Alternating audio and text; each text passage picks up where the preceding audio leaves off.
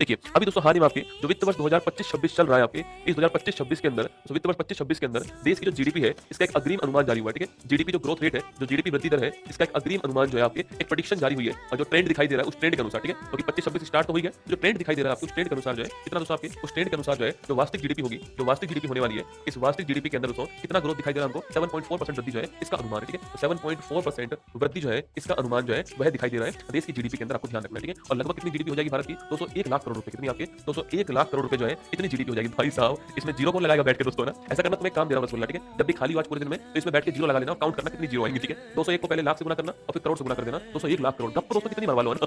सुबह सुबह भाई साहब 6:30 बजे दोस्तों करोड़ रुपए तो मैं ऐसे मार देता हूं यहां पर खड़े होकर के। 201 लाख करोड़ रुपए ना, ये भारत की जीडीपी है भाई साहब, क्या जीडीपी, ठीक है? तो अगला क्वेश्चन, सर्वाधिक वृद्धि किसके अंदर हो रही है? सेवा क्षेत्र के अंदर। कहां पर सर्वाधिक जो वृद्धि है ये कहां पर है? सेवा क्षेत्र के अंदर है, ये भी आपको ध्यान रखना है। लेकिन एक बात जो चिंता का विषय है, कृषि में दोस्तों वृद्धि नहीं कमी हो रही है ना। कृषि जो आपकी यहां पे जो ग्रोथ हुई है वो कितनी है? 3.1%, ठीक है? क्योंकि पिछली बार 4.6% थी, तो कृषि के अंदर जो है ग्रोथ के स्थान पे क्या हुआ? कमी आ रही है, ये एक समस्या का विषय होने वाला है, ठीक है? अच्छा, ये सब अनुमान दोस्तों क्यों लगाए जा रहे हैं? अरे भाई साहब 1 फरवरी को क्या आने वाला है दोस्तों? 1 फरवरी को याद है ना आपको क्या आने वाला है? 1 फरवरी को नया करंट अफेयर्स आपका आने वाला है और वह आपके बजट 2026-27 जो है यह जारी होगा 1 फरवरी को, ये आप जानते हो, ठीक है? कौन सी तारीख को आएगा? 1 फरवरी को आने वाला है, ये आप ध्यान रखिएगा, ठीक है? दोस्तों पहला क्वेश्चन आपके सामने यहाँ पर एक वर्ड दोस्तों आता है वास्तविक जीडीपी, ठीक है? देखो जीडीपी जो होती है ये तो आपने पढ़ा होगा कि एक वर्ष के अंदर देश की घरेलू सीमा के अंदर उत्पादित अंतिम वस्तु और सेवा का जो मूल्य होता है इसे जीडीपी कहते हैं, ठीक है? तो इसमें अंतिम वस्तु और सेवा जो है इसी का मूल्य काउंट करते हैं, ये आपको ध्यान रखना है ना। तो जीडीपी क्या होती है? एक वर्ष के अंदर देश की घरेलू सीमा के अंदर उत्पादित अंतिम वस्तु और सेवा का मूल्य जो है वह जीडीपी कहलाता है, आपको ध्यान रखना है, ठीक है? जीडीपी तो दो तरह की होती है, एक होती है आपके नॉमिनल जीडीपी, क्या होती है? नॉमिनल जीडीपी होती है और एक होती है रियल जीडीपी, ठीक है? इन दोनों में अंतर क्या है दोस्तों? आपके जो किसी आधार वर्ष पे तय होती है वह रियल जीडीपी होती है, ठीक है? और जो आपके जो चालू वित्त वर्ष पे तय होती है वो आपके चालू कीमतों पे जो होती है वो आपकी नॉमिनल होती है।